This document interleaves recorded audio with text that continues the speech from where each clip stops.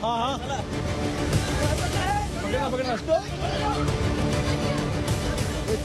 रुको रुको पुलिस आ रही है।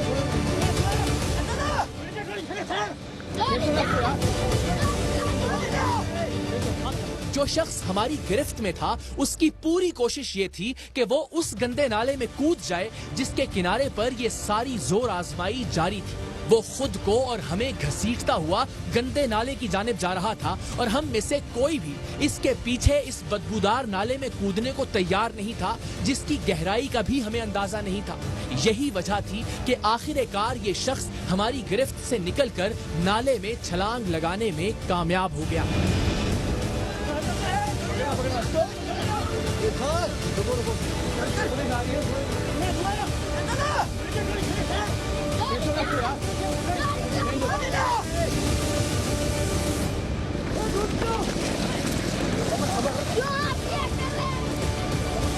हम नाले के दूसरे किनारे की जानिब भागे ताकि उसे दूसरी जानिब से बाहर निकलते ही दोबारा पकड़ लें, लेकिन इस दौरान मनशियात फरोशों का पूरा गोठ मुतहर्रिक हो चुका था।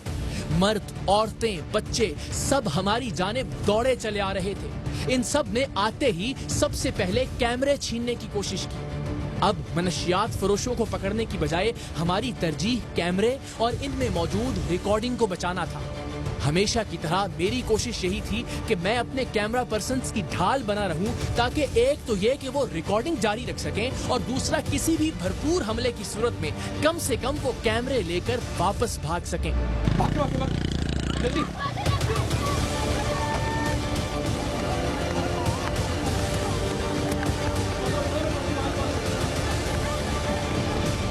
बरसों पहले हैदराबाद में भी लड़कियों की खरीदो फरोख्त के अड्डे बेनकाब करने पर जराइम पेशा अफराद की पूरी बस्ती हम पर टूट पड़ी थी। उस वक्त भी मेरी यही कोशिश थी कि मैं इस हुजूम और हंगामे में से निकलने वाला आखिरी आदमी हूं ताकि मारपीट करने वालों की सारी तवज्जो मुझ पर रहे और कैमरे बाहिफाजत निकाले जा सकें। ठट्ठा में गोठ अली मोहम्मद कातियार में भी कमोबेश ऐसी ही सूरत हाल थी, लेकिन यहाँ मर्द पीछे थे जबकि औरतें हमलावर थीं। इसलिए कि औरतों पर जवाबी हमला करने से हर एक गुरेज करता है, हम भी ऐसा ही कर रहे थे। हमारे पास इनकी लातों, मुक्कों और डंडों का सामना करने के सिवा कोई चारा नहीं था। अंधेरे में किसने क्या चीज उठाकर मारी हमें कुछ पता नहीं चल रहा था।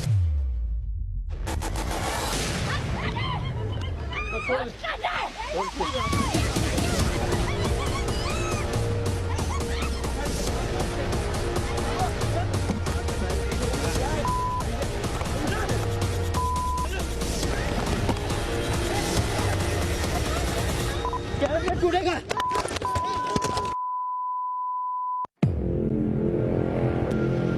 हमारे दोनों कैमरे तोड़ दिए गए थे। जब तक पुलिस पहुंची तब तक ये लोग मारपीट करके वापस गोठ में जा चुके थे।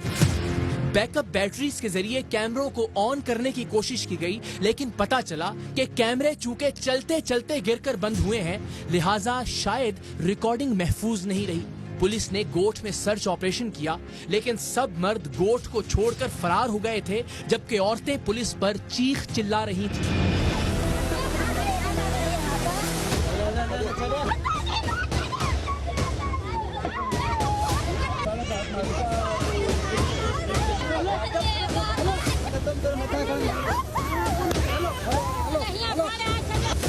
ARY की टेक्निकल टीम ने रात भर मुशक्कत के बाद टूटे हुए कैमरों के मेमोरी कार्ड्स में से रिकॉर्डिंग को रिट्रीव किया और इसी बदौलत आप ये सब मनाजिर देख सके। अगली सुबह SSP शब्बीर सेठार की हिदायत पर पूरे इलाके में कच्ची शराब के खिलाफ ग्रैंड ऑपरेशन किया गया। सैकड़ों लीटर कच्ची शराब पकड़ी गई। कातिल कच्ची शराब बनाने की भट्टियों को आग लगा दी गई। पूरे इलाके में कच्ची शराब बेचने वाले और दीगर मनशियात फरोश पुलिस के खौफ से अपना धंधा बंद करके भागने पर मजबूर हो गए।